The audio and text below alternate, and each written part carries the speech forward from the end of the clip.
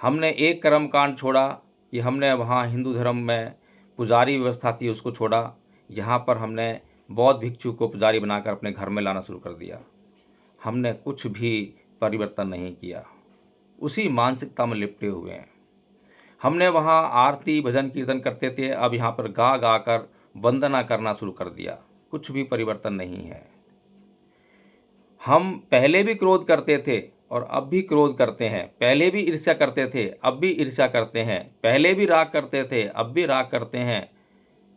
कोई परिवर्तन नहीं है, कोई लाभ होने वाला नहीं है। इसीलिए हम लोगों ने इस बात को जाना, इस बात को समझा और इस धम्मपथ ट्रस्ट का निर्माण किया।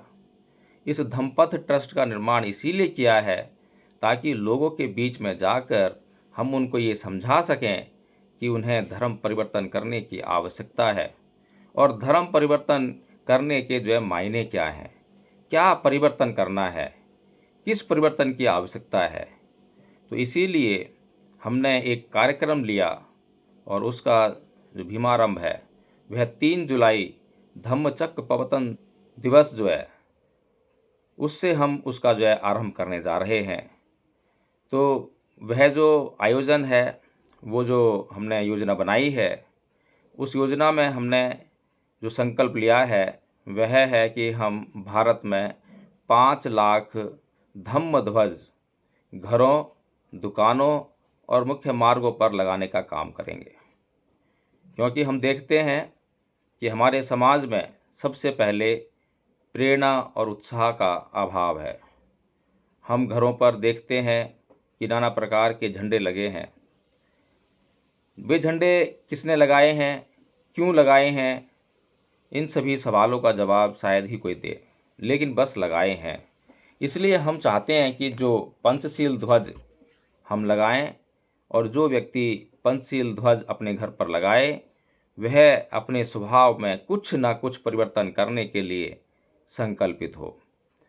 तो हमारे उद्देश्य में, हमारी योजना में यह शामिल है कि जिस घर पर हम पंचशील ध्वज लगाएंगे उस घर में जो व्यक्ति पंचशील ध्वज को लगवाएगा उस व्यक्ति को सबसे पहले 5वें शील पर पूरी तरह से संकल्पित होना पड़ेगा कि वह कभी भी जिंदगी में नशा नहीं करेगा, किसी भी प्रकार का नशा नहीं करेगा और इस शील से किसी भी प्रकार का कोई कॉम्प्रोमाइज़ नहीं है। हम इस शील को कभी भी कॉम्प्रोमाइज़ करने वाले नहीं हैं। बाकी के जो शील हैं उनको हम भारतीय कानून की जो दंड व्यवस्था है वहाँ तक कॉम्प्रोमाइज़ कर लेंगे।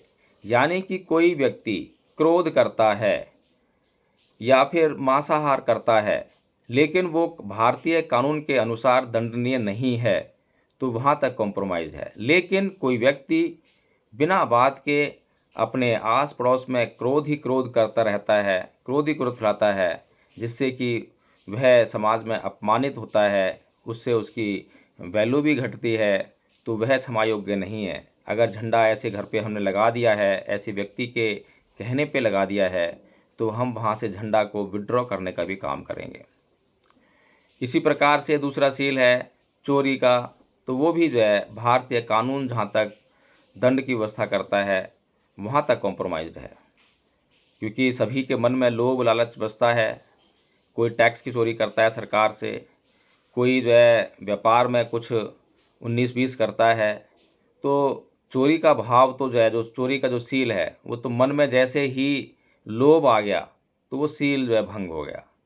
लेकिन हम झंडा उसके यहाँ लगा देंगे जो कम से कम जो भारतीय दंड व्यवस्था है उसके अनुसार वह दंडित ना किया जा सके, तब तक हम उसको कॉम्प्रोमाइज़ कर लेंगे। तो कुल मिलाकर यही है कहने का मतलब कि जो अन्य 4 सील हैं वे भारतीय जो दंड व्यवस्था है वहाँ तक जो है कॉम्प्रोमाइज़्ड है, लेकिन 5वां सील बिल्कुल भी कॉम्प्रोमाइज़ करने लायक नहीं है।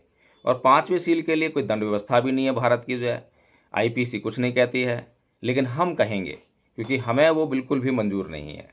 तो प्रिय धम्म बंधुओं, आज की चर्चा का मुख्य विषय यही था कि धम्मपथ ट्रस्ट जो है बिल्कुल बेसिक तरीके से काम करने का प्रयास कर रहा है। धम्म को जो है विशुद्ध रूप से जो है समाज में प्रचारित प्रसार करने का काम कर रहा है, प्रयास कर रहा है, उसमें आप सभी लोगों का सहयोग अनिवार्यतः अपरिहार्य है, ज़रूरत है, उसकी आवश्यकता है। और उसमें आप जो है ट्रस्ट का बैंक अकाउंट जो है खुल चुका है। धम्मपथ ट्रस्ट का जो व्हाट्सएप ग्रुप है उसमें लगातार उसको जो है पब्लिश किया जा रहा है। और उसमें 2 तरह से आप सहयोग कर सकते हैं। एक तो आप ट्रस्टी बन के सहयोग कर सकते हैं। ट्रस्टी बनने के लिए आपको जो है मात्र 10,000 रुपये की लाइफ लॉन्ग जो राशि है वो अदा करनी है, सीधे बैंक अकाउंट में ट्रांसफ़र करनी है, उसके बाद सूचना देनी है और आपको रसीद लेनी है। और जो ट्रस्टी बनेंगे उनमें से ही जो बोर्ड ऑफ ट्रस्टीज़ है उनका निर्णय किया जाएगा, उनको बनाया जाएगा, लिया जाएगा।